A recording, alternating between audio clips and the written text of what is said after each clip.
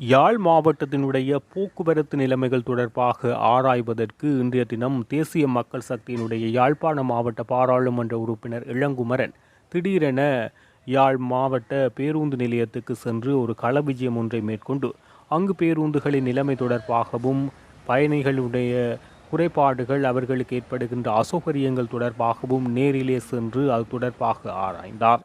பொதுமக்களால் வழங்கப்பட்ட முறைப்பாட்டுக்கு அமையவே இன்றைய தினம் மதியம் அவர் இந்த நேரடி விஜயத்தை மேற்கொண்டுள்ளதாக தெரிவிக்கப்படுகின்றது. இப்போ பாத்ரூம் டாய்லெட் ஒன்று கட்ட போகிறாங்கல்ல, நீட்டாக வச்சுருக்கணும். ஆனால் நீட் இல்லை, நான் இல்லை மாற்றணும், பாப்பம் செய்வோம். நீட்டாக வைக்கிறதுக்கு தீர்மானிச்சிருக்கலாம்.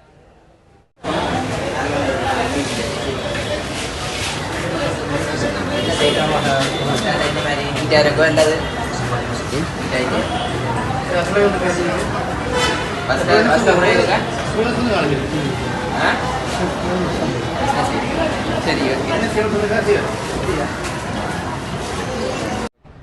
நேற்றைய தினம் பேருந்தில் நிலையத்தை பற்றி மக்கள் பல முறைப்பாடுகளை செய்திருந்தார்கள். பேருந்து நிலையம் என்ற இடையில் அங்கே இருக்கும் பாடசாலை மாணவர்களுக்கு பாதுகாப்பு இல்லாத நிலை ஒன்று இருக்கின்றது என்று கூறியிருந்தார்கள். அதை நிமித்தமாக நான் மக்களிடம் வந்து கருத்துக்களை பெறுவதற்காக இன்றைய தினம் வந்திருந்தேன். அதே நேரம் இந்த பேருந்து நிலையம் என்பது குன்றும் குழியுமாக இருந்தது. எமது அரசாங்கத்தில் இதை புனரமைத்து சிறந்த பேருந்தை ஒரு சிறந்த துப்புரவாகவும் ஆக்குவதற்கு இப்போது இதே இடத்தில் ஒரு மலசல கூடமும் மக்கள் பயன்பெறக்கூடிய நவீன முறையில் கூடிய மலசல கூடங்கள் அமைப்பதற்கு தீர்மானித்து இப்போ வேலை ஆரம்பிக்கப்பட்டது. அதையும் கண்காணிப்பு விஷயமாக இன்றைய தினம் பார்த்திருந்தேன். பேருந்து நிலையம் என்பது மக்களுக்கு பாதுகாப்பான நிலையம் எதிர்காலத்தில் இயங்கும் என்பதை நாங்கள் உறுதிப்பட கூறுகிறேன். இன்றைய தினம் மக்களிடம் கருத்துக்களை பெற்று இதற்கான நடவடிக்கைகளை வெகு விரைவில் எடுப்போம். இன்று வரும்போது தெரிகிறது, இதே பேருந்து நிலையத்தில் வாசலில் போலீஸ் பேர் கூட இல்லாத நிலையில் இருக்கின்றார்கள். ஆனால் இந்த பேருந்து நிலையங்களுக்கு போலீஸார் விஜயமாக நிற்க வேண்டிய தருணத்தில் இன்று போலீஸார் இல்லை. நான் வரும்போது நான் வந்து போகும் தருணத்தில் தான் போலீஸார் வந்து வருகிறார்கள் இந்த போலீஸ் நிலையத்திற்கு. அப்போது இதற்கான நடவடிக்கை எதிர்காலத்தில் போலீசார்களை பாதுகாப்பாக இந்த இடத்தில் போலீசாரை நிறுத்தி வைப்பதற்கான நடவடிக்கை எமது அரசாங்கத்தில் எடுப்போம் என்பதை எதிர்காலத்தில் இதற்கான நடவடிக்கை நாளைய தினத்திலிருந்து வாரும் வெகு சீக்கிரமாக போலீசார் நிலையத்தில் இந்த இடத்தில் நிற்பார்கள் என்று கூறிக்கொண்டு, ஏனென்றால் போலீசார் நிற்கும் போதுதான் இங்கே பாதுகாப்பு மக்களுக்கு ஒரு உணர்வு வரும். பாடசாலை பிள்ளைகள் நிம்மதியாக இருக்கலாம். இங்கே பல துர்நடத்தைகளை செய்வதற்காக பலர் இளைஞர்களும் வருகின்றனர். பெண்கள் நிம்மதியாக அந்த பேருந்து நிலையத்தில் இருக்க முடியாத நிலை ஒன்று ஏற்பட்டதாக பெற்றோர் முறையிட்ட நிமித்தமாக களமிஜயம் செய்து பார்த்துள்ளேன். இதற்கான நடவடிக்கை அமைத்து எமது அரசாங்கத்தில் சிறந்த பேருந்து பாதுகாப்பான பேருந்து நிலையத்தை உருவாக்குவதற்கு நாங்கள் தீர்மானிப்போம். கண்டிப்பாக உண்மையாக நாங்கள் இப்போது கிளீனிங் ஸ்ரீலங்கா என்ற ஒரு திட்டம் கொண்டு வந்துள்ளோம். இப்போது கிளீனிங் ஸ்ரீலங்கா திட்டத்தில் எமது அரசாங்கத்தில் பொது மலசல கூடம் ஒன்று அமைத்து வருகின்றோம். அதை வெகு விரைவில் 2-3 மாதங்கள் கட்டி முடித்து இந்த இடத்தில் பொது மலசல கூடம் அமைத்து இந்த பேருந்து நிலையத்தை சிறந்த முறையில் ஒரு காபட் போட்டு சிறந்த முறையில் பேருந்து நிலையமாக மாற்றுவதற்கு தீர்மானித்துள்ளோம். அழகான பேருந்து நிலையமாக மாற்றுவதற்கு தீர்மானித்திருக்கோம். அழகு என்பது மக்களுக்கு கவர்ச்சியாக இருப்பதற்கு இன்று பேருந்து நிலையத்துக்கு வந்து சுற்றுலா பயணிகள் வந்து நிம்மதியாக இருக்க முடியாத நிலை ஒன்று இருக்கிறது. அழகான பேருந்து நிலையத்தை மாற்றுவதற்கு தீர்மானம் திட்டத்தில் முதல் திட்டமாக யாழ் நகரில் ஒரு அழகான பேருந்து நிலையத்தை வெகு விரைவில் சீக்கிரமாக இதற்கான நடவடிக்கை எடுக்க தீர்மானித்துள்ளோம்.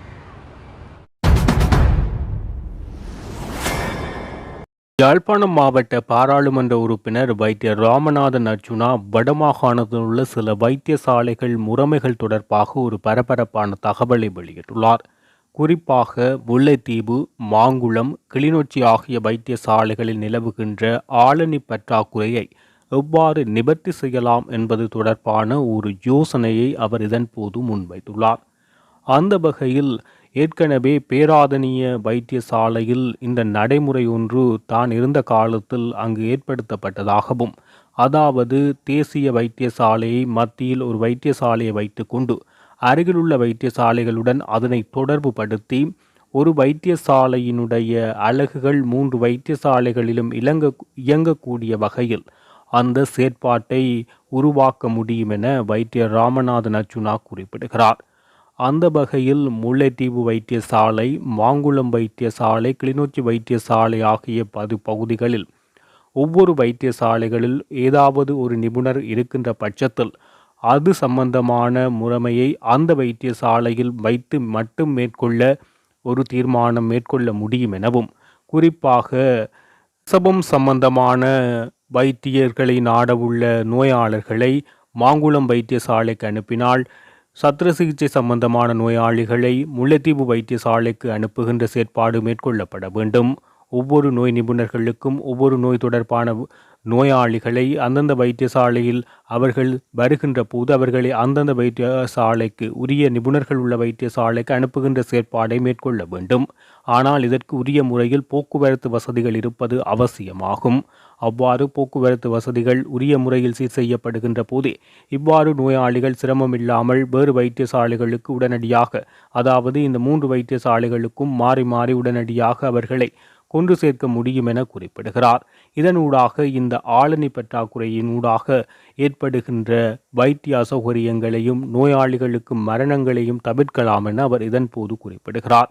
குறிப்பாக இந்த யாழ்ப்பாணத்திலேயே கல்வி கற்று பல்வேறு நிபுணர்கள் உருவாகியுள்ளனர். ஆனால் அவர்களை இந்த வைத்திய மாஃபியாக்கள், அதாவது தனியார் வியாபாரமாக வைத்திய தொழிலை மாற்றியுள்ள சில வைத்தியர்களினுடைய நிர்பந்தத்தால் யாழ்ப்பாணத்திலிருந்து பல வைத்தியர்கள் வேறு இடங்களுக்கு துரத்தி அடிக்கப்பட்டுள்ளதாக அர்ச்சுனா ராமநாதன் குறிப்பிடுகிறார். யாழ்ப்பாண பல்கலைக்கழகத்தில் தங்கப்பதக்கம் பெற்ற வைத்திய நிபுணர் ஒருவர் இப்போது மட்டக்களப்பு வைத்தியசாலைக்கு விரட்டி அடிக்கப்பட்டுள்ளார்.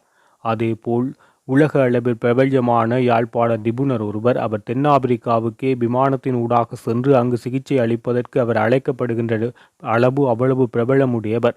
இந்த மாபியாக்கள் காரணமாக அவர் யாழில் சேவையை செய்ய முடியாதவாறு துரத்தி அடிக்கப்பட்டுள்ளார். இவ்வாறு பலர் யாழ்ப்பாணத்திலிருந்து துரத்தி அடிக்கப்பட்டுள்ளதாக அவர் இதன்போது சுட்டிக்காட்டுகிறார். யாழ்ப்பாணம் மாவட்டத்தில் இன்று காலை ஏற்பட்ட சுழல் காற்று காரணமாக 48 குடும்பங்களைச் சேர்ந்த 219 பேர் பாதிக்கப்பட்டுள்ளதாக யாழ் மாவட்ட அனர்த்த முகாமைத்துவ பிரிவின் பிரதிபலிப்பாளர் TN சூரியராஜா தெரிவித்துள்ளார். குருநகர் J68 மற்றும் J69 கிராம சேவையாளர் பிரிவுகளில் குறித்த சேதங்கள் ஏற்பட்டுள்ளன. பாதிக்கப்பட்ட வீடுகளுக்கு தரப்பால் வழங்கப்பட்டுள்ளதுடன் சேத விபரங்கள் மதிப்பீடு செய்யும் பணிகள் மாவட்ட அனர்த்த முகாமைத்துவ பிரிவினரால் மேற்கொள்ளப்பட்டது. இதேவேளை தகவலறிந்த கடத்தொழில் அமைச்சர் ராமலிங்கம் சந்திரசேகர், பாராளுமன்ற உறுப்பினர் ரஜீவன் ஜெயச்சந்திரமூர்த்தி உள்ளிட்ட குழுவினர் அப்பகுதிக்கு சென்று பொதுமக்களுடன் கலந்துரையாடி குறைகளை கேட்டறிந்தனர்.